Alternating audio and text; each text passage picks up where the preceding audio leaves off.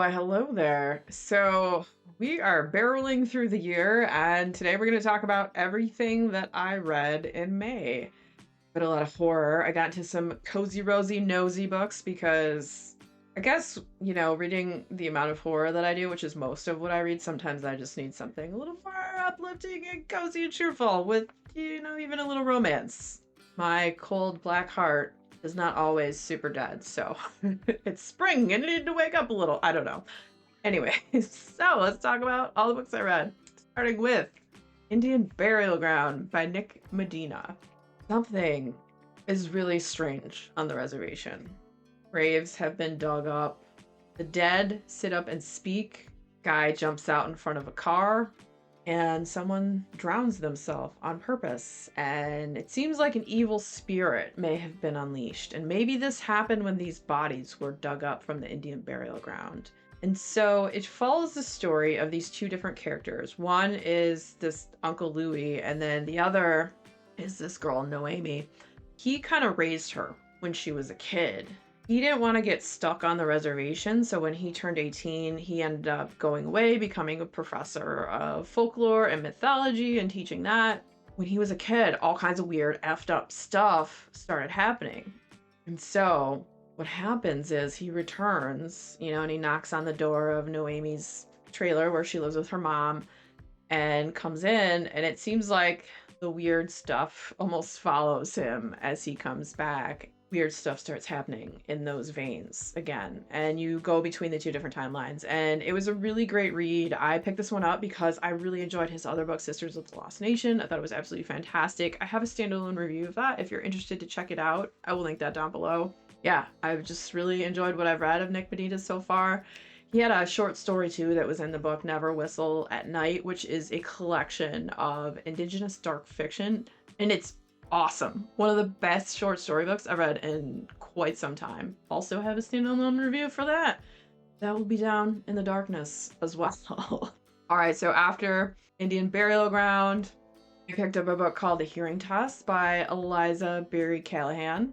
And this is a book about she's kind of a musician. She is a composer of sorts and makes scores for basically whatever kind of small jobs come her way, like commercials or a student film and whatnot. And one day she wakes up, she's supposed to go to her friend's wedding that's in a different country, and she has suddenly lost her hearing. And so she's like, what is happening? Everything's tinny and the sound sounds faded and it's really messed up. And so she's kind of freaking out, and she goes to the doctor, and the doctor's like, yeah, well, it seems like you've been struck with sudden deafness. And so they do all these tests and whatnot. And the writing, though, is really unique. It's almost like stream of consciousness, just thought form and flow. It's thoughts on life and going deaf and just all these different interfaces and the people that were in this woman's life when she went deaf, and like her ex-boyfriend and the new girlfriend, and just all these weird like interlacing things. It was really beautifully written. I highly enjoyed it. Short little novella. It's like just over 100 pages. So I read that one in a couple hours, and it was very unique, and I liked the style of the writing. It didn't read like a typical book, and sometimes I like that out of the ordinary character. It doesn't always work for me, but this one did. So after that, I read a weird, really dark, twisted story called Where You End by Abbott Kaler. And this one is about these two sisters. They're identical twins, and they basically grew up in a cult. It doesn't really say the book is about a cult, but it is. These people that they were around started a cult, and they were in it. And it really effed them up. These two get into a car accident, and the one sister ends up losing like all her memories. She remembers nothing of her life before, nothing at all. All she remembers is her identical twin sister. And her identical twin, when she wakes up, is now kind of tasked with refilling her in on her life and like her memories, what their parents were like, where they lived, what growing up was like. And she doesn't want to dredge up all the dark, horrible crap they went through, and kind of wants to have her not have to have the burden of remembering all the horrible crap from the cult that they were in. The problem is her twin, who has the amnesia or the terminal brain injury, starts to get suspicious of her sister and starts to find out that her sister's lying to her. So that like breaks down their trust. And so she starts digging into her past and starts finding out about it anyway. Even, her sister tried to prevent it so that she could live a happier life. But, this is how these things go. And it was dark and it was twisted and it was fantastic. Like, it is a weird book. Absolutely loved it. Do I have a standalone review for that? Yes, I do. I'll be down below too. I do a lot of standalone reviews. All right, so after that one, we read the third book in the Dark Tower series, The Wastelands by Stephen King. Each book I read, I like more than the one before it. And so far, I've liked them all. A lot of people say the first one, The Gunslinger, is like, some people think it's kind of boring, and they're like, tough it out, get to the next one, you like that one better. But like, I liked The Gunslinger. And as we progressed, I've liked each one more. And The Wastelands, I thought was absolutely fantastic. It was a crazy lunatic adventure. There's like, you have a mind-altering paradox. This giant Godzilla-sized bear, this train that is insane, and it's just this chaotic, wild adventure of continuing on in search of the Dark Tower. And you have the characters Roland, who is the gunslinger, and he's now joined with his 3 that he has drawn. Well, the drawing of 3, there was one character that had dual personalities that didn't know each other until the end of the second book. It was Detta Odetta. Now she is aware of both personalities and has become a new person, Susanna Dean, and then he's also joined by Eddie Dean.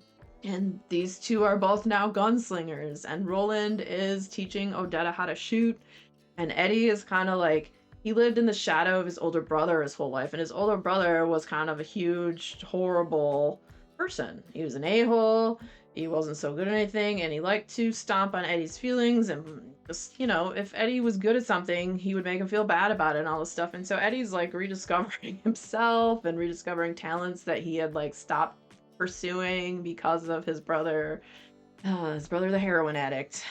And anyways, you have just this motley crew of characters, and you have the mind-altering paradox, which is in the prior book.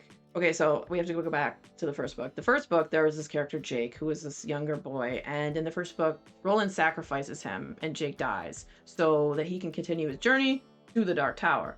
In the second book, because there's a lot of different time travel elements going on in here, and there's these different portals back to worlds and different time frames in New York City, he comes through a portal or doorway where he has a chance to save Jake. So he does. And then he F's up the space-time continuum, like we're in Back to the frickin' Future. And so now he has memories of saving Jake and of Jake not existing, and it's like tearing him apart inside. So he's got to figure this crap out. And it's a crazy adventure.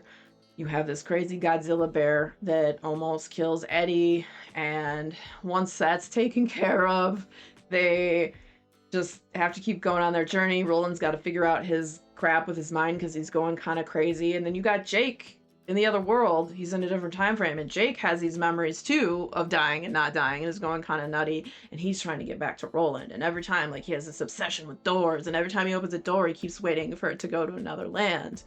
And eventually he finds his key in this place, and he follows his instincts and dreams to find the doorway to possibly get back to Roland and all this stuff. And so eventually he does. It's a big chaotic thing the way he gets there, and almost barely makes it there, and he does.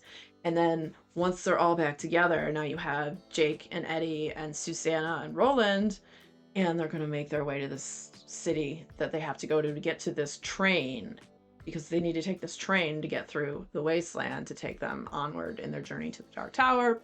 Oh, also, my favorite character in this book is this little creature called Oi, and I forget how they described it. It's like a raccoon, gopher, I don't know, weird dog that like repeats words you say and stuff, and is kind of semi-intelligent. And the animal is very adorable, and I try not to get attached to any characters in books, but I'm very attached to this animal, and he's probably going to die at some point in the series, which I'm trying to be ready for, but I love Oi. He's my favorite. I was happy he didn't die in this book, because there was a couple times when I thought, aw, he was going to sacrifice himself to save Jake, because they're friends. They're like BFFs.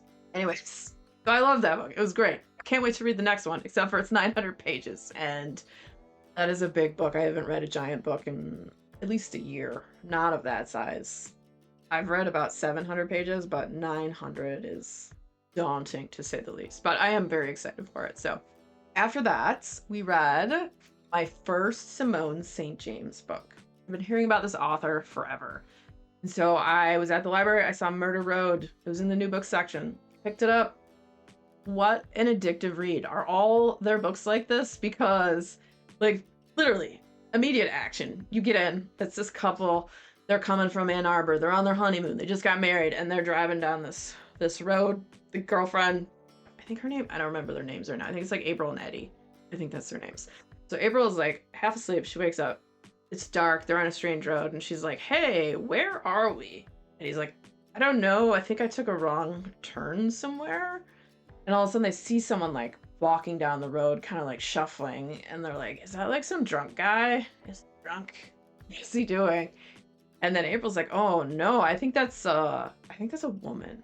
And so they're like, should we help her? You're on the murder road. Don't do it. So they stop. And they're like, hey, are you okay? And this girl's like all out of it and staring at him. And she's like, hello. And they're like, do you need a ride? Do you need help? And she's like, I don't know. And she's super like weird. But eventually she accepts the ride. She's very quiet. April's trying to talk to her or whatever. I apologize if that's not the right name of the character. I honestly don't remember right now. So sorry. I think it's April. I'm probably wrong. She's trying to talk to her, and all of a sudden she's like, she sees that she's like passed out or whatever, but then she also sees the blood and the girl's bleeding. So they get to this hospital, which is where the girl was like, there's a hospital in this town, da da da da. So they go there and they bring her in. They got blood all over themselves, whatever. They bring her in. Apparently she's been stabbed, and all of a sudden they're murder suspects. And they're like to the cops, they're like, why do you think if we tried to kill her, we would bring her to the hospital? And then it's just a very chaotic story. So they can't leave. Then there's all this weird like mythos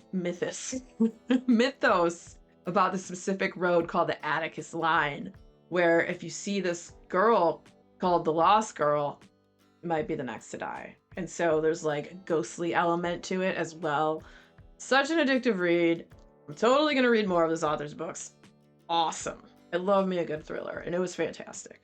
So after that, like I said, been reading a lot of horror. I needed some cozy, rosy-nosy books. So I picked up a witchy book called The Very Secret Society of Irregular Witches. And it's super cute, cozy, fancy witchy book. There is a Society of Witches. They meet on the third Thursday of every third month. And there's like 21 of them. They don't meet up very often because all that power in one place could call attention to them, and, you know, people in the past, you know, they don't like witches and they're afraid of what they don't know about, and people are the worst. So they try not to call attention to themselves. The witches, usually they grow up alone. They don't interact with a whole lot of witches and whatnot. So that's a thing. And there's this one witch, Micah Moon.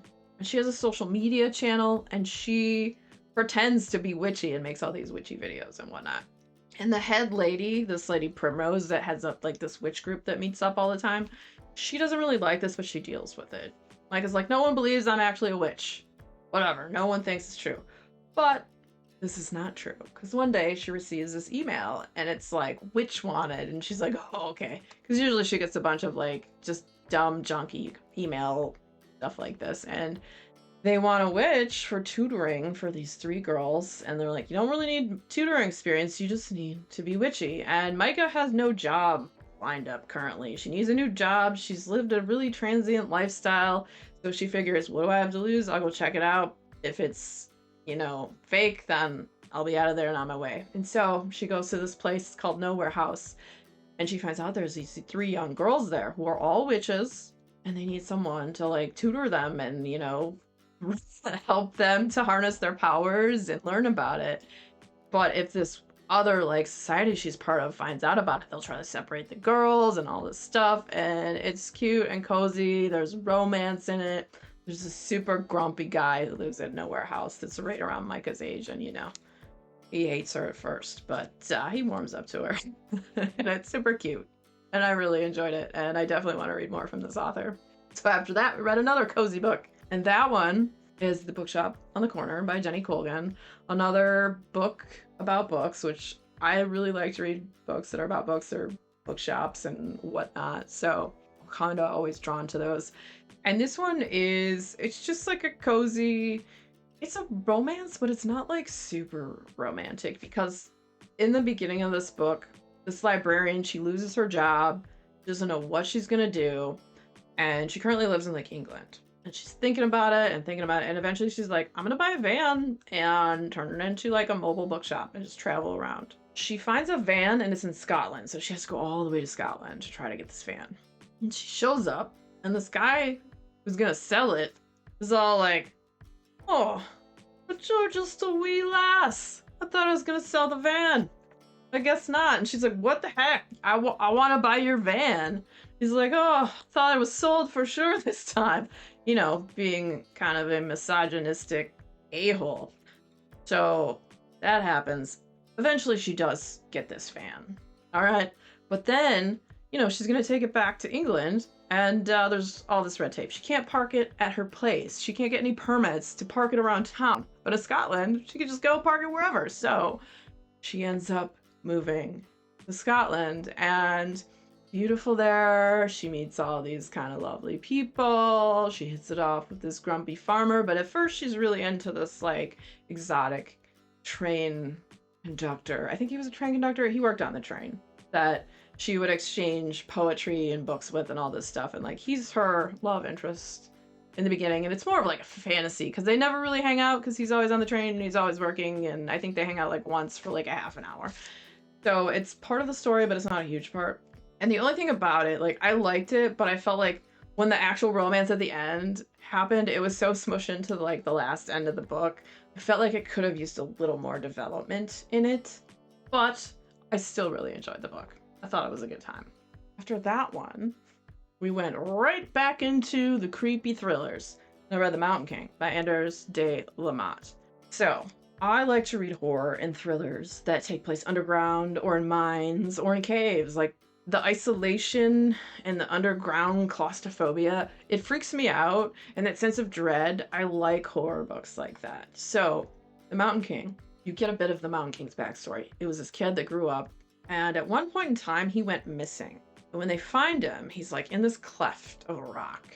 He doesn't remember anything. He's delirious. He's feverish. And he has no memory of his life before this. And it alludes to the fact that he's like a changeling. And a changeling is basically a child that was exchanged by the Fae.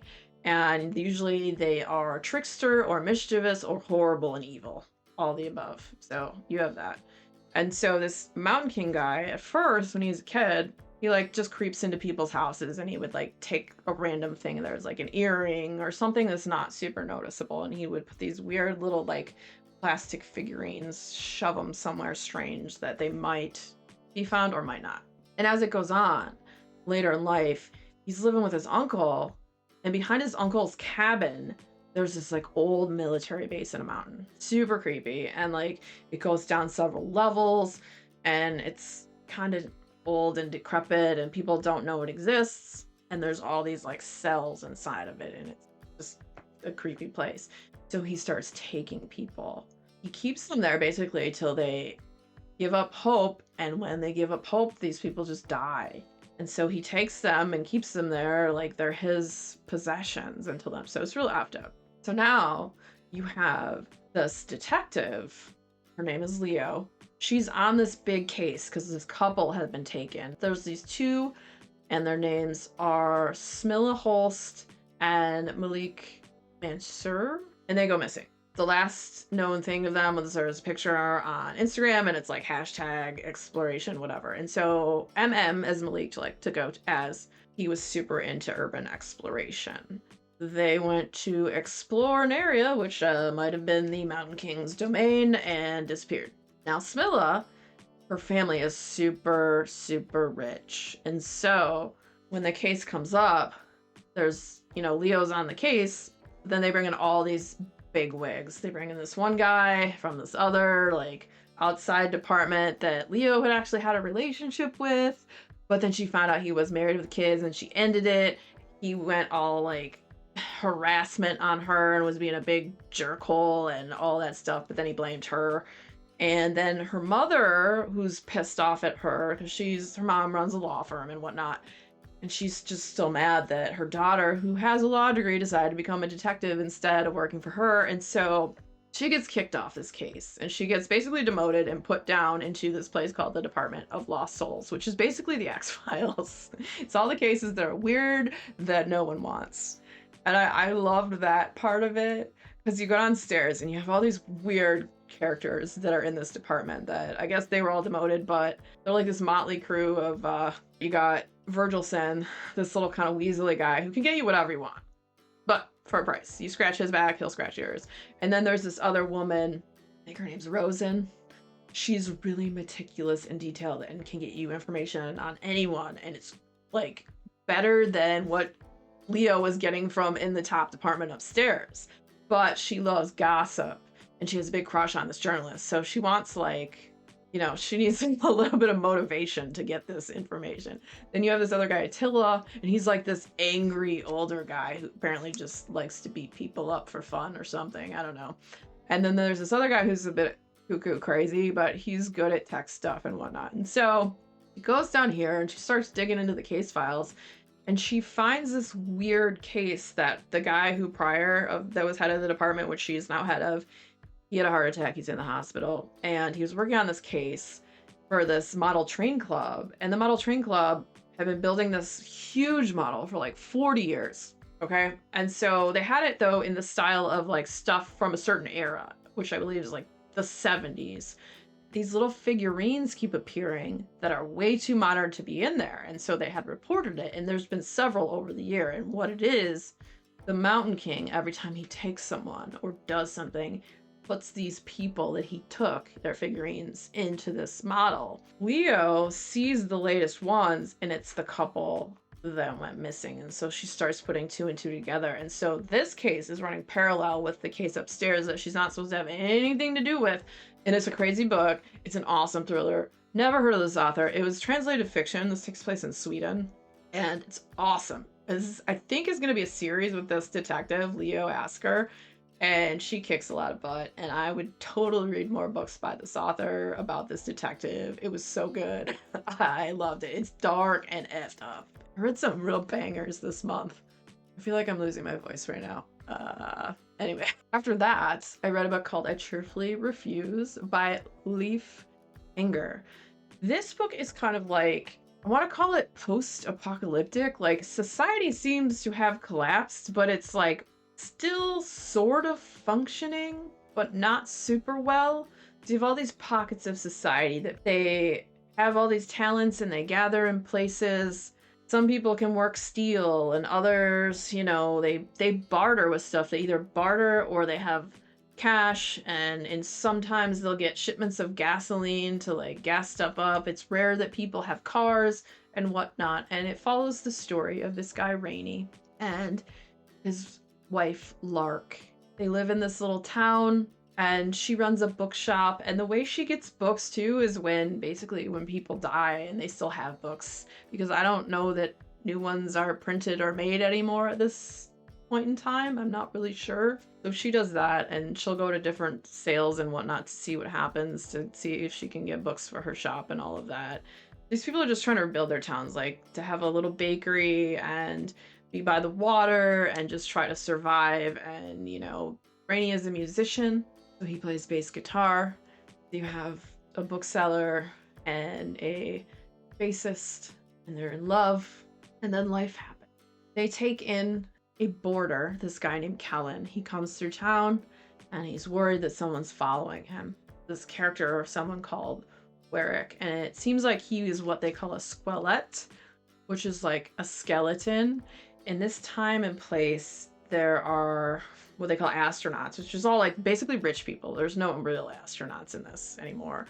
They just contract people out to do work for them, but they work them to death, and it's miserable, and they're contracted, and if they don't do what they say they're gonna do, if for very little money, they like hunt these people down like they're dogs. And so Kellen like escaped and ran away.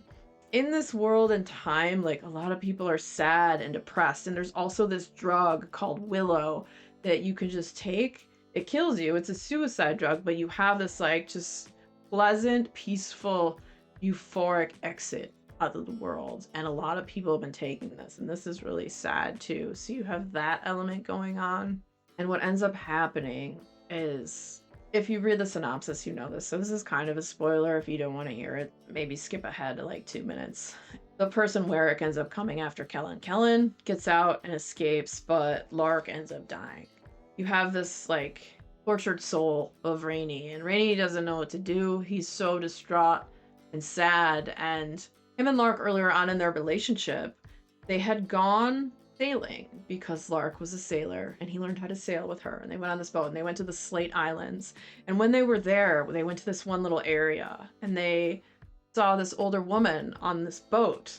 There was this author that Lark really loved. And the author's name is Molly Thorne. While they were talking to this woman, after they got back to their boat, Lark was like, that was Molly Thorne. And I believe Molly Thorne was supposed to have died or have gone on and whatnot. And Brittany's like, well, let's ask her then, you know? And she's like, no, no, no, no. I don't want to, like, I guess ruin the illusion or whatever. They imagined that it was her and that she had came back there and was somehow alive, even though maybe she wasn't. Fast forward to the present when Lark has passed on, and Rainey's like, I'm gonna go back to the Slates and see if Lark is waiting for me there. So he decides he's gonna take this boat that he's had, he's gonna work on it, he's gonna fix it up, he's gonna sail and try to find his departed love. And it's sad and romantic, and you meet these characters along the way, and it's dark and tumultuous and it's beautiful. It's such a beautiful story. You meet these different characters that he comes upon, and where he ends up at the end. Does he find Lark? Maybe. I don't know. You'll have to read it to find out. Great book. Very just heartfelt and quite the interesting read. That was a random one that I picked up. Now, out of all of these, what was my favorite? Let's see. I would say either The Wastelands by Stephen King or this one, I Cheerfully Refuse. Just really beautiful book. Those two were my faves for sure. So if you're a fan of videos where I talk about multiple things I have read or am reading, the next video coming up will be about that. So stick around, check it out. And if you had fun hanging out today, hit that subscribe button, come back, see me again, and we'll talk about more bookish things and weird stuff.